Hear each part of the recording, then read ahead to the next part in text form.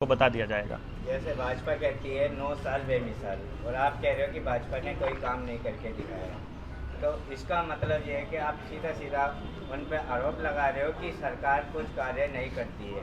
तो ऐसा क्या मुद्दा है आपका कि जो सरकार ने अभी तक नहीं किया? क्योंकि सरकार हमेशा कहती है 9 साल बेमिसाल और सारे विकास हम कर रहे हैं। आपका कोई ऐसा मेन मुद्दा जो हमें बताना चाहिए? सबसे पहला मेन मुद्दा तो यही है कि भाई साहब 14 लाख करोड़ रुपए से 16 लाख करोड़ रुपए से 34 लाख करोड़ की करेंसी कैसे आई।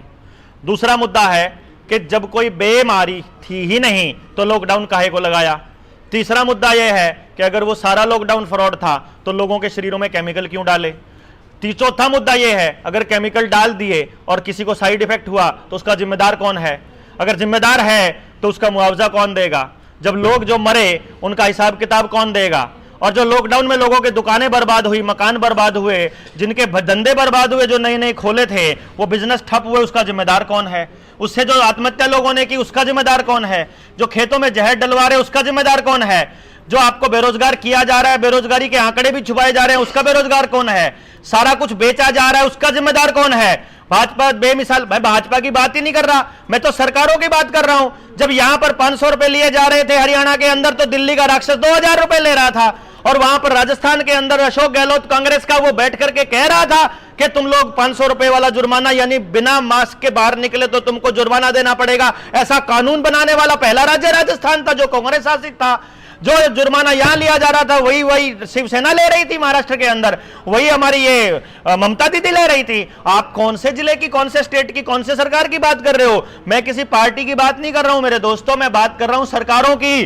सारी सरकारें पूंजीपतियों के साथ मिलकर के ये काम कर रही हैं, क्योंकि इलेक्टोरल बॉन्ड के जरिए जो पैसा पूंजीपति इनको देते हैं उसका खुलासा नहीं करते हैं। आपके आधार कार्ड को बोलते हैं पारदर्शिता होगी, तो तुम्हारा आधार कार्ड कहां है, तुम्हारी जवाबदेही कहां है। तुम्हारे को इलेक्टोरल बॉन्ड से कितना पैसा मिला तुम कब बताओगे। क्योंकि ये तो जो चोरी है हमारी चोरी है ना, हमारे पैसे की चोरी है। उस चोरी का हिसाब लेने के लिए जनता आ रही है 19 नवंबर को करनाल में।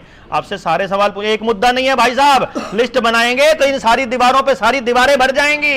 इन लोगों ने मिलकर के पूरी पीढ़ियां बचपन से लेकर मरने तक ऐसे नियम बना दिए कि सड़क पर निकलते हुए आपको ऐसा डर लगता है जैसे आप ही चोर हो, आप ही कसूरवार हो, आप ही की वजह से देश बर्बाद हो रहा है। लेकिन असलियत में ये मिलकर ऐसी पॉलिसीज बना रहे हैं कि आपका परिवार भी टूटे, समाज भी टूटे, खेत में भी जहर हो, दिमाग में भी जहर हो, दिल में भी जहर हो, समाज में जहरी जहर हो। ऐसा हालात इन लोगों ने बना दिया। इस हालात से पीछा छुड़ाने के लिए आजादी की लड़ाई है ये, ना कि कोई सत्ता परिवर्तन या सरकारों को कोसने की, व्यवस्था बदलने की लड़ाई है ये। व्यवस्था बदलने के लिए हम लोग इकट्ठा होने वाले। जय हिंद, जय भारत। भारत की